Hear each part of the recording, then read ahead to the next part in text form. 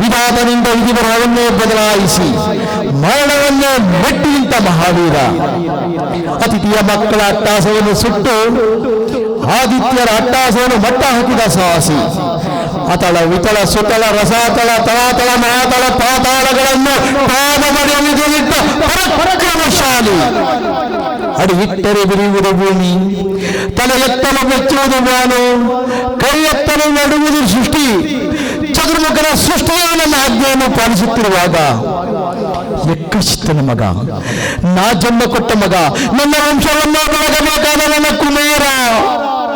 ನನ್ನ ಆಶಾ ಜ್ಯೋತಿಯಿಂದ ಎಲ್ಲೂ ನನ್ನ ಮನಸ್ಸಿಗೆ ನೆಮ್ಮದಿಲ್ಲವೆಂದರೆ ಛೀ, ಇದೊಂದು ಬದುಕಿ, ಇದೊಂದು ಜನ್ಮವೇ, ಇದಂತ ಗುರುವಿ, ಇದಂತ ಗುರುವಿ. ನಾನೇ ಸರ್ವಶಕ್ತನೆಂದುಕೊಂಡರೆ ಅದಾವ ಶಕ್ತಿ ನನಗೆ ಎದುರಾಗಿ ನಿಂತು ಕಾಡುತ್ತಿದೆ. ಅದಾವ ಶಕ್ತಿ ಪುತ್ರನನ್ನ ಶತ್ರುವನ್ನಾಗಿ ಮಾಡಿದೆ. ಅದಾವ ಶಕ್ತಿ ನನ್ನ ಮುಖಮನ್ನ ಮಾಡಿ ನನ್ನನ್ನು ತಲೆ ತಗ್ಗಿಸುವಂತೆ ಮಾಡಿದೆ.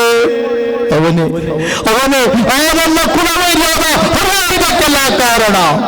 ಎಲ್ಲವೋ ಹೊರೆ, ಕಪಟಿ, ವಂಚಕಿ, ಮಾಯಾವಿ. ನನ್ನ ಮಗನ ಹೃದಯವನ್ನು ಹೊಕ್ಕು ಅವನ ತಲೆಯನ್ನು ಕೆಡಿಸಿ ಮನವನ್ನಂತೆ ಆಡಿಸ್ತಿರುವಯ್ಯ. ನನಗಂತ ಕೆಚ್ಚದ ಇದ್ದರೆ ಪರಮ ಪುರುಷೋತ್ತಮರೇ ನೀನಾಗಿದ್ದರೆ, ನನ್ನಂತ ಗಂಡ ನೀನಾಗಿದ್ದರೆ ಬಂದು ನನ್ನ ಎದುರಿಗೆ ನಿಲ್ಲು. ನಿನ್ನ ಉದರವನ್ನು ಬಗೆದು ನಿನ್ನ ಕರುಳುಗಳನ್ನು ಮಾಲೆ ಹಾಕಿಕೊಳ್ಳದಿದ್ದರೆ ನಾನು ಹಿರಣ್ಯಕಶಿಪುವ ಅಲ್ಲ, ನಾನು ಹಿರಣ್ಯಕಶಿಪುವ ಅಲ್ಲ.